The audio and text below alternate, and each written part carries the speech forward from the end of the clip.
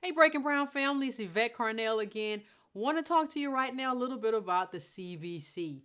We are winding down the Obama administration now. To me, that's a very good thing. I'm very happy about that. Those of you who follow me know that I'm not a supporter of Obama. Haven't been since around 2007, 2008 when I said give him a shot. And then on inauguration day, I said, oh, this looks bad. So what I'm going to talk about right now is what we can learn about Obama from the CBC perspective, the Congressional Black Caucus. Now, the Congressional Black Caucus, you all know, a group of black congresspeople who are supposed to advocate for their constituents who are mostly black people. What happened when Obama was elected, however, is that these lawmakers who were supposed to advocate for black people ended up advocating for one black man in the White House. That's what ended up happening. Instead of supporting the black community and pushing the president, whoever's in the White House, it doesn't matter whether the person in the White House is black, whether they're white, a woman, or a man, it doesn't matter. Your job is to fight for Negroes. Your job is to fight for black people. The black people who are your constituents who elect you, that is the job. That is the job that the Congressional Black Caucus was supposed to do, and they failed. The only thing they got on TV to do when you saw them on MSNBC and CNN, and sometimes the brave ones on Fox, the only thing you saw them do was support the first black president. And this is how they failed black America.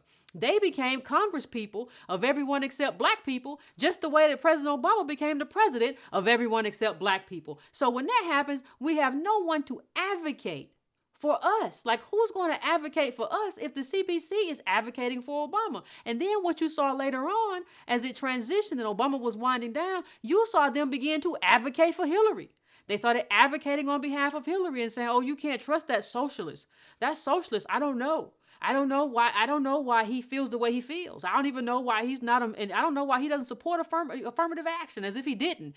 Start saying little things that weren't true about this man. So what I'm saying is that we have to have an advocate. The only job, this is your one job. If you are in the Congressional Black Caucus, that means that you have, unless you are Tim Scott, and I don't even know if he attends meetings or if he's a member, but if you are a black congressperson, your job is to advocate for your constituents who are black.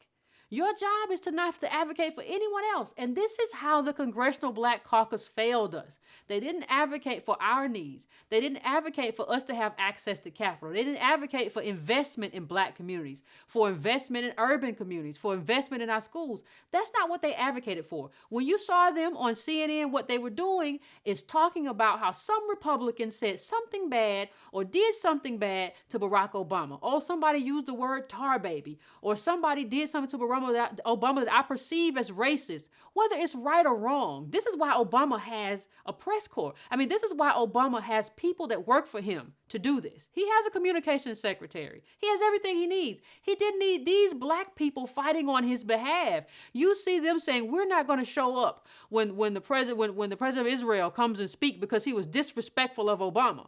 Well, I mean, I am not a fan of Israel in terms of how they treat the Palestinians, but this is not your role. Like, why don't you not show up when the president doesn't do anything for black people? When the president comes for a State of the Union, why don't you say, unless you start advocating for black people, we're not showing up to your State of the Union? That never happened. And what I'm saying is that going forward, this can't happen again. Like, if we don't learn from this, we're finished. We're over. Like, this is what you have to have advocates on Capitol Hill to advocate for you. And if you don't, nobody hears about you. Nobody cares about you. It's like you don't even exist. So this can't happen again. I don't care if we have a black president, black vice president, and they hire a black staff. This cannot happen. Your job, your one job, Congressional Black Caucus, is to advocate for black people.